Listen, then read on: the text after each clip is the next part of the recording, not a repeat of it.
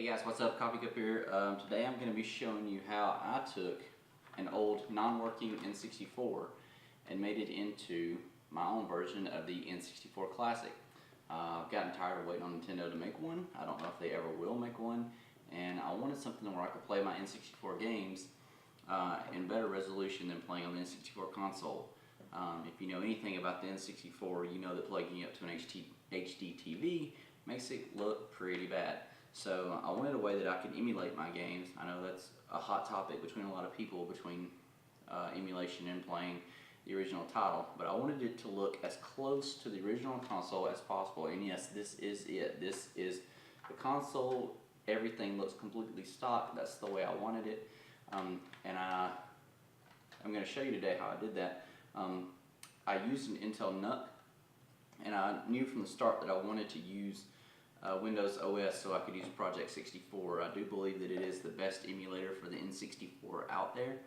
There is some others that are, you know, they're pretty good. Mupen works well on like a Odroid or a Raspberry Pi, but the emulation is really not there yet. There's some performance issues.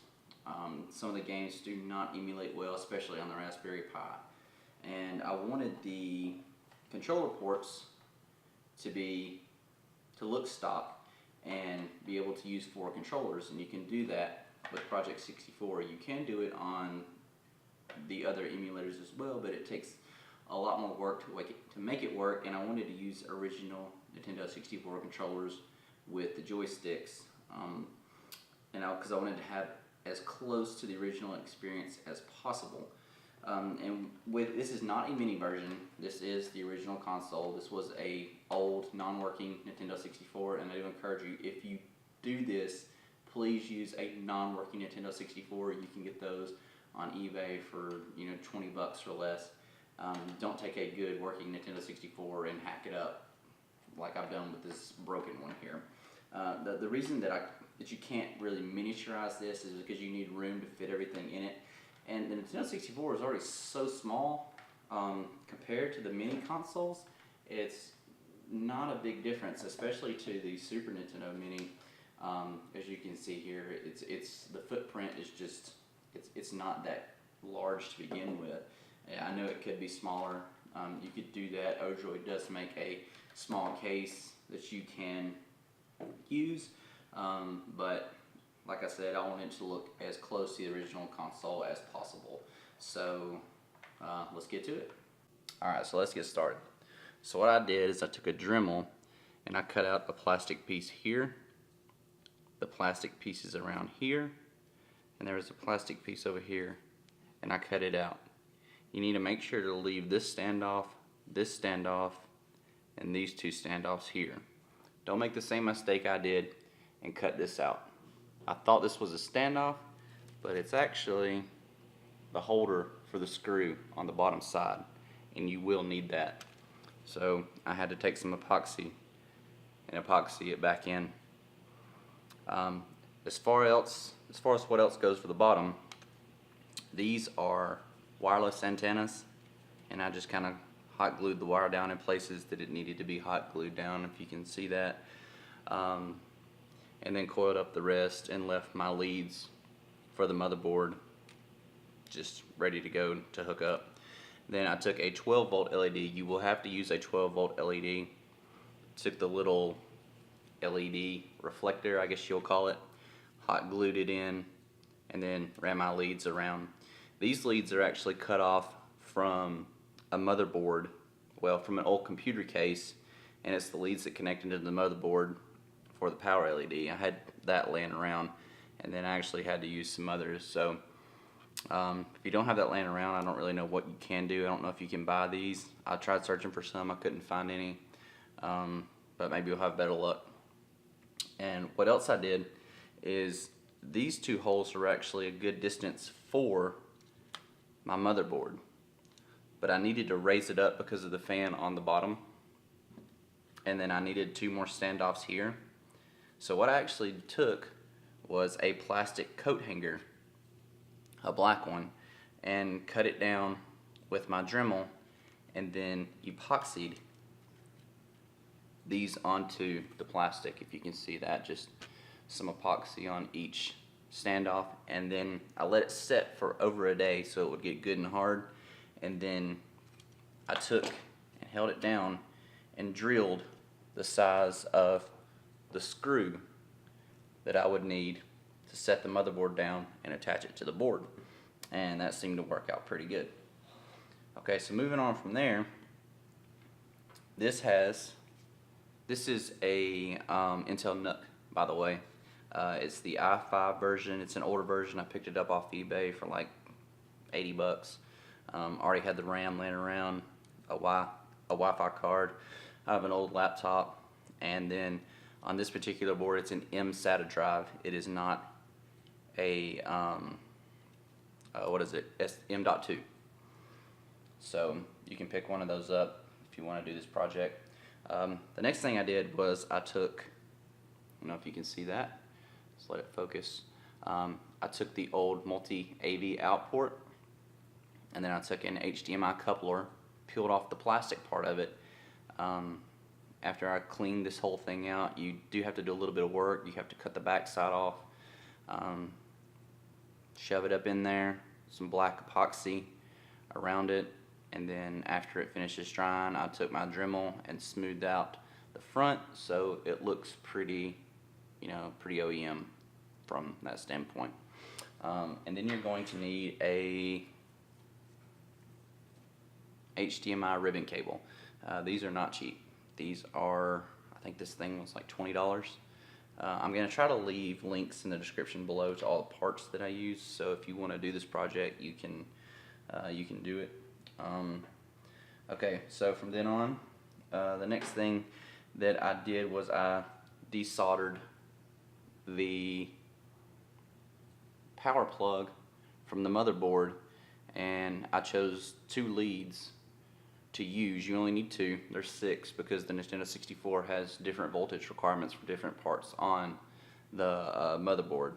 So with this, you only need 2. I took the Intel NUC power supply, I cut it, soldered it onto the leads that I needed, and then you'll do the same reverse for the power adapter. I wanted this to look as stock as possible.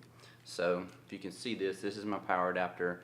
I broke open the wall wart, and then basically what I did from there is I just soldered my 2 leads from the original power cord, and then on the reverse side of the power adapter here, I soldered the 2 leads there, so you can see how I kind of did that.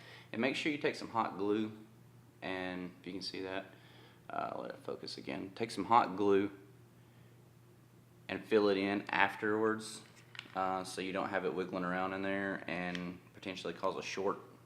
I also did that for this one. Just fill in with some hot glue. Hot glue is non-conductive, so or it has very low conductivity. It's not going to cause a problem. And just make sure you do that. It's an extra step, and it's a good extra step.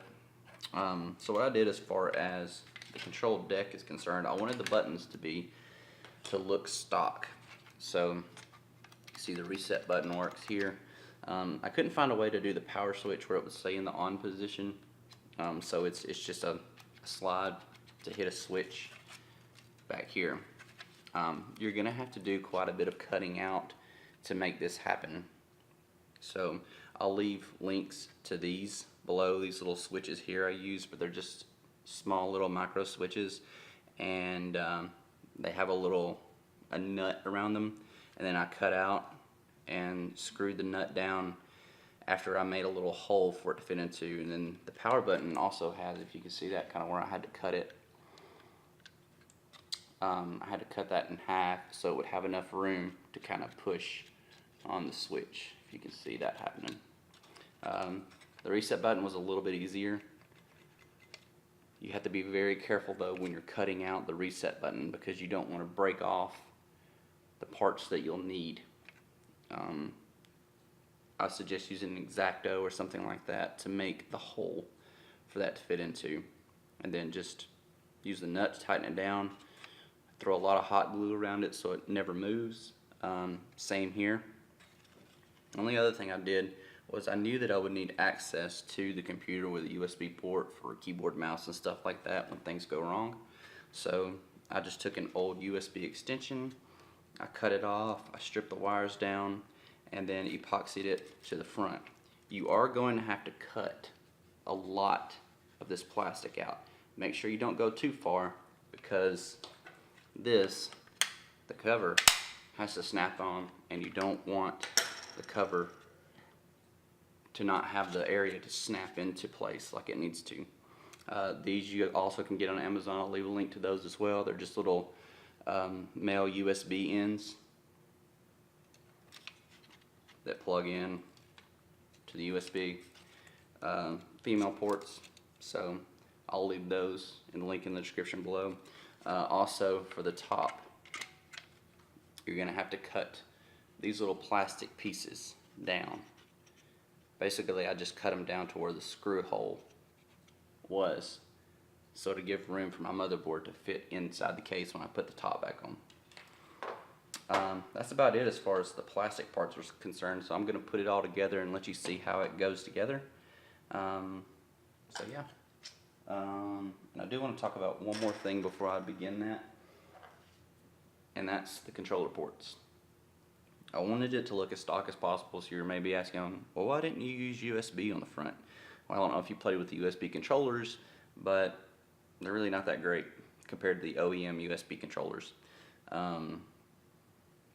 So I used the Mayflash N64 adapters. Basically, I just took an old USB wire, I stripped it down, and I used the wires from the inside. Now, the USB wires are very thin, so you have to be very careful when you start soldering. And then after I got them soldered together, just throw a lot of hot glue on your contacts, on your leads here. You can see that. That'll keep these in place, keep them from touching each other, getting too close to one another. And then I took an old USB header from the same computer case, because the Intel NUC has a USB header, USB 2.0 header on the board. So you need to make sure, if you do get an Intel NUC, that you do get one with a USB 2.0 header on it. And one of the things that I really racked my brain on trying to figure out what to do is how to mount these. First, I had them mounted with some double-sided tape to these, and that really wasn't working out. They were kind of falling off. So what I did was I took some plastic that I had laying around, I took my Dremel, and I cut out a piece to attach to the back side, and I attached it with the same double-sided tape. And it's not going anywhere. It's 30-pound tested, but it has a flat surface to adhere to. And then I just took a drill, a step drill bit, and cut out my hole there.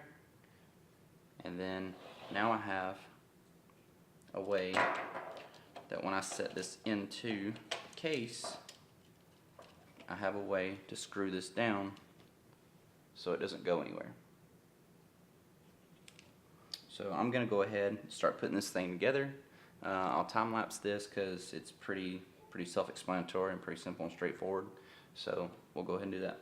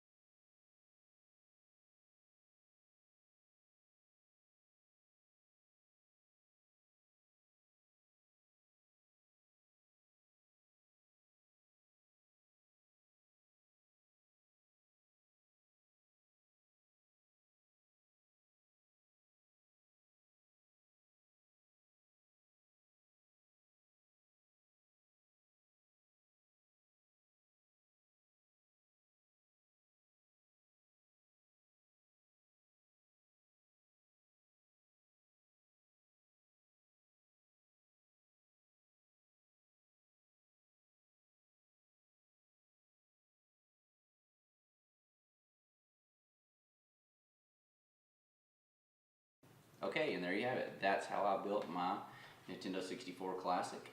If you have any comments or suggestions or anything, please leave them in the comments below. If you want to ask me questions, I will do my best to respond to everybody the best I can. If you think there's a way that I could have done something better, or you would have done it differently, just let me know. And the next video, I'm going to get some gameplay footage and show you how the internals work, how I did the operating system, how I set it up. It is a stripped down version of Windows 10, and then it just launches the emulation station when it boots up. And I'll try to put all my files in the description below. I'll try to link them so you can download them and use them. I don't mind doing that. And all the scraped games that I have, I'll try to link a download for that as well, so you can use those and my configuration files. So thanks for watching.